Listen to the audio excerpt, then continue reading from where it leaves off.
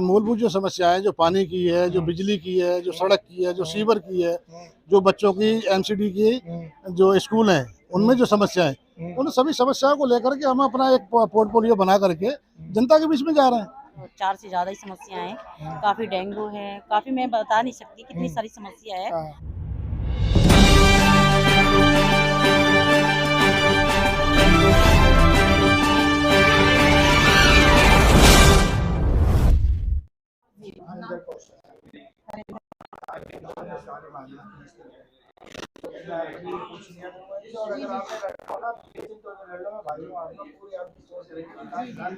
Thank you so much.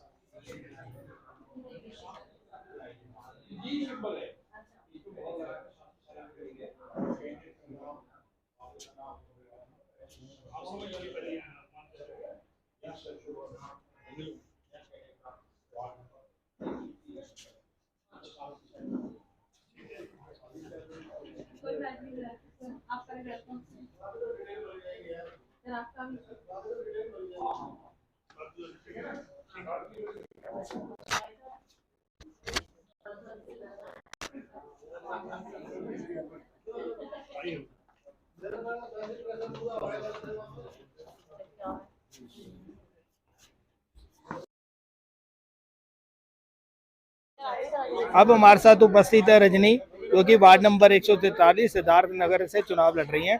अब हम इनसे जानते हैं कि ये चुनाव को लेकर कितनी इनमें उत्साह है और ये किस तरीके से चुनाव को लड़ेंगी। हाँ जी रजनी जी, आपने एक वार्ड नंबर 143 से चुनाव लड़ रही हैं। पहले तो मैं नमस्कार करूँगी अपनी टीम को और योगानंद शास्त्री जी को, जिन्होंने मुझे मौका दिया।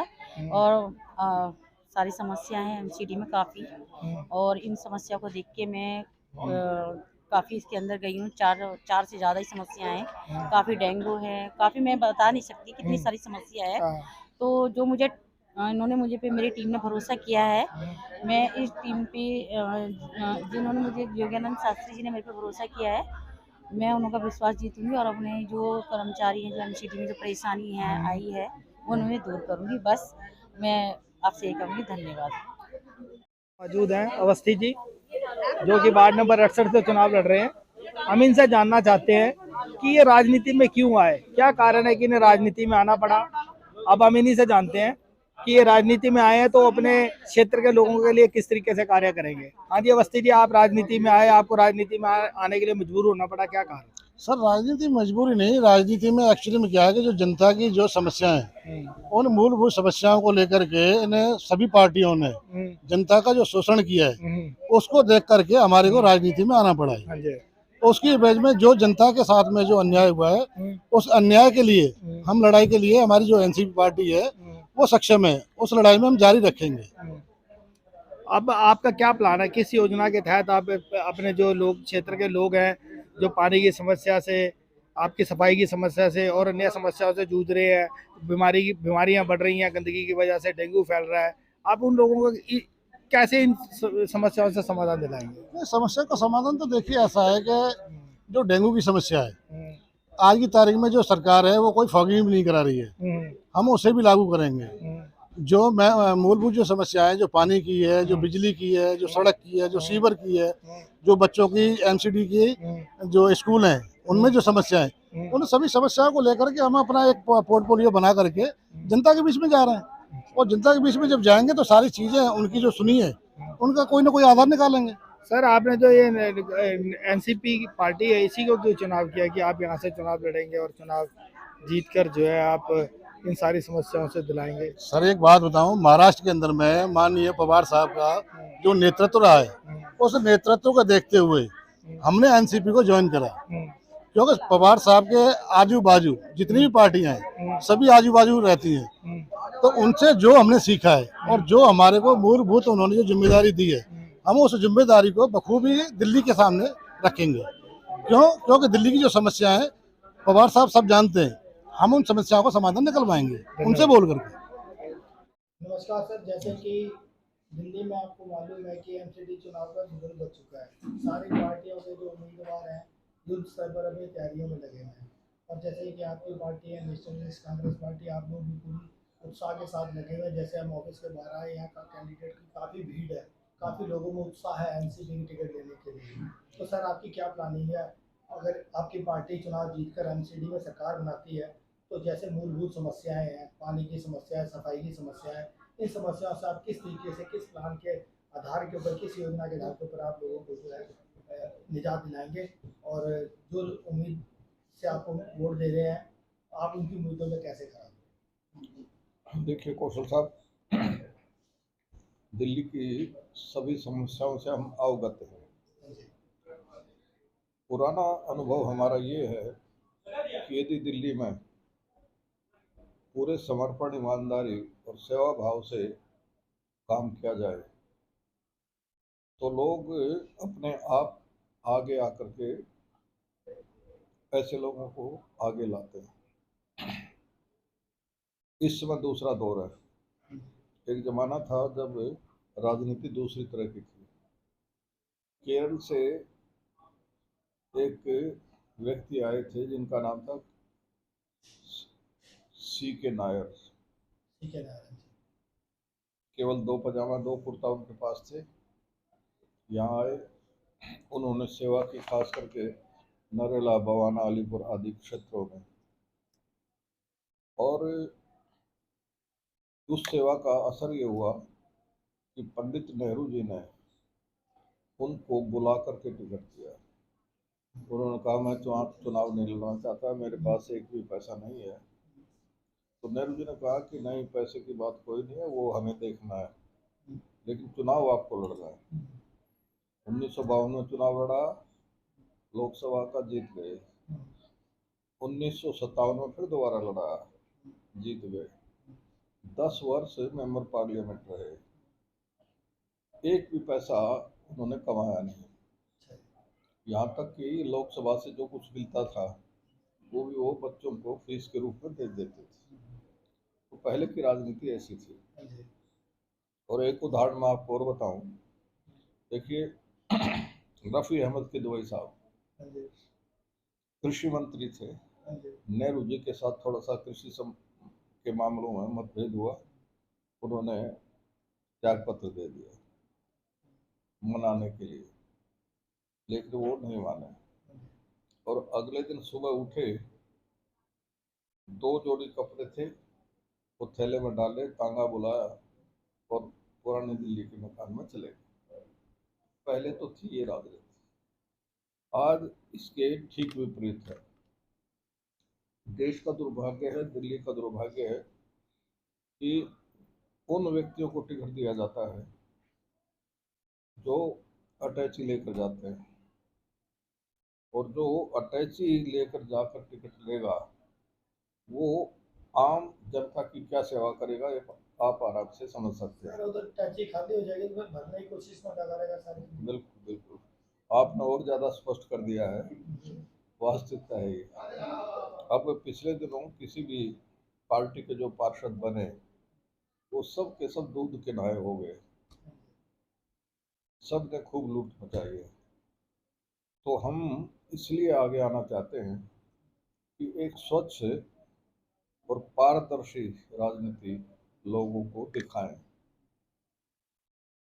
ईमानदार प्रत्याशियों को टिकट देंगे, और हमारा प्रयास ये होगा कि वो जीतने के बाद लोगों की सर्वात्मना ईमानदारी से सेवा करें।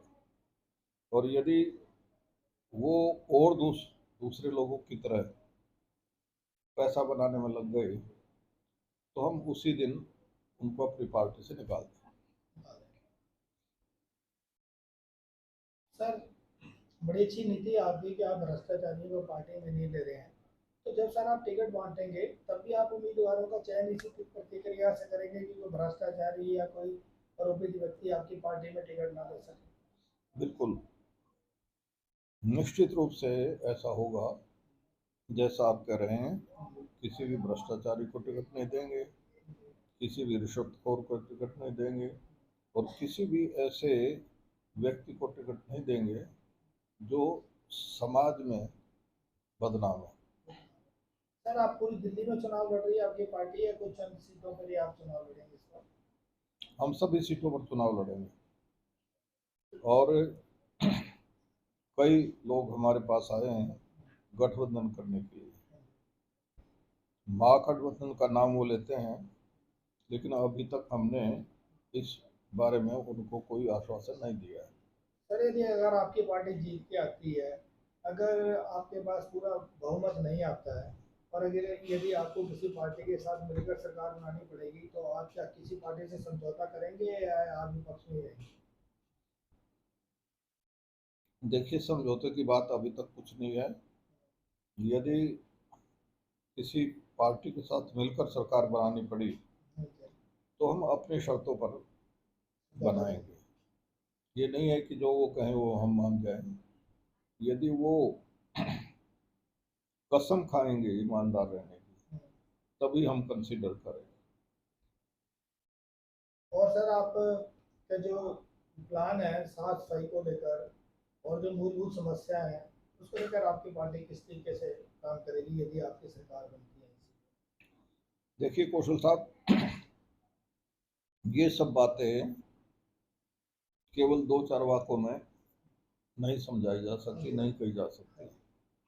व्यक्ति व्यक्ति पर डिपेंड करता है कि वो समस्याओं का समाधान किस रूप में करना चाहता है। मैं पहले का आपको कोई उदाहरण नहीं देना चाहता, लेकिन आप समाज में जाकर कहीं भी पूछ लीजिए कि हमने किस तरह से काम किया है और ईमानदारी से किया है या नहीं, ये आपको सब बतला देंगे। मैं ये नहीं कहता कि जिस पार्टी में हम थे उन्हीं से पूछिए, दूसरी पार्टियों से पूछिए।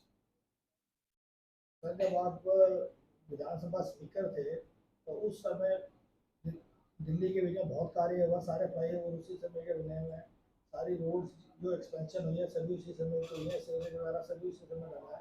तो क्या आपकी वही नीति रहेगी, वैसे ही काम करेंगे आप? उससे भी ज़्यादा करेंगे, क्योंकि अनुभव है हमारा।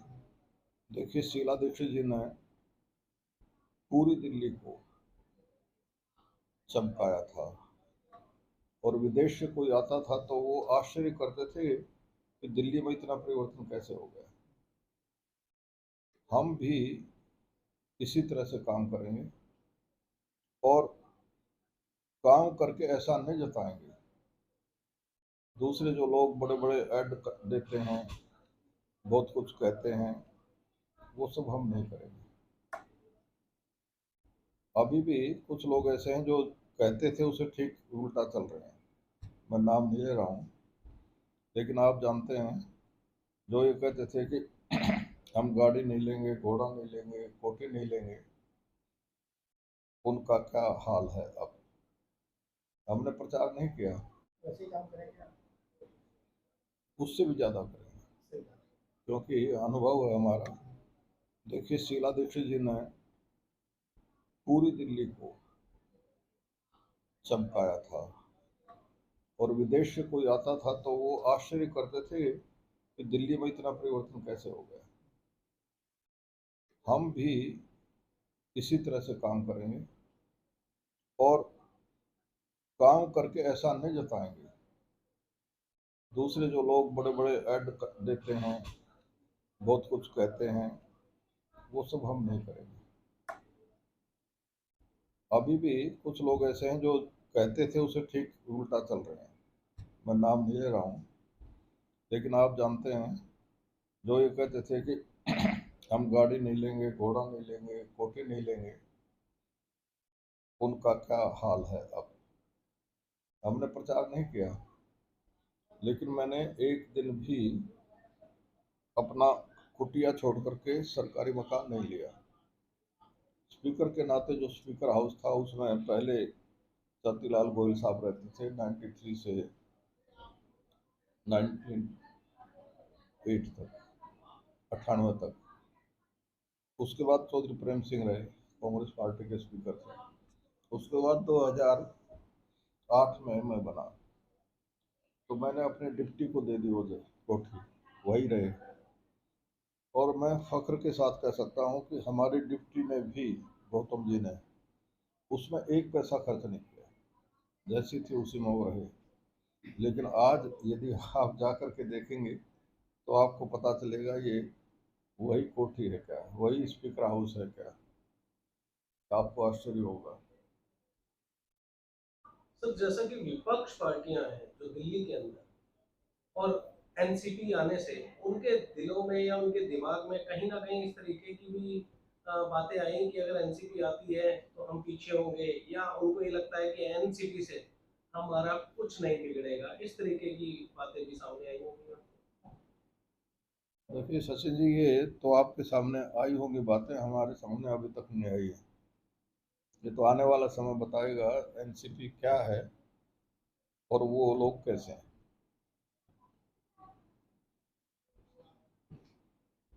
धन्यवाद मैं करना चाहूँगा योगेंद्र शास्त्री जी का, जिन्होंने कि हमारे लिए समय निकाला और बड़े ही सहज भाव से, बड़े ही सरल भाव में इन्होंने बताया कि किस तरीके से एनसीपी चुनाव लड़ेगी और किस तरीके से ये दिल्ली को करती है। और धन्यवाद।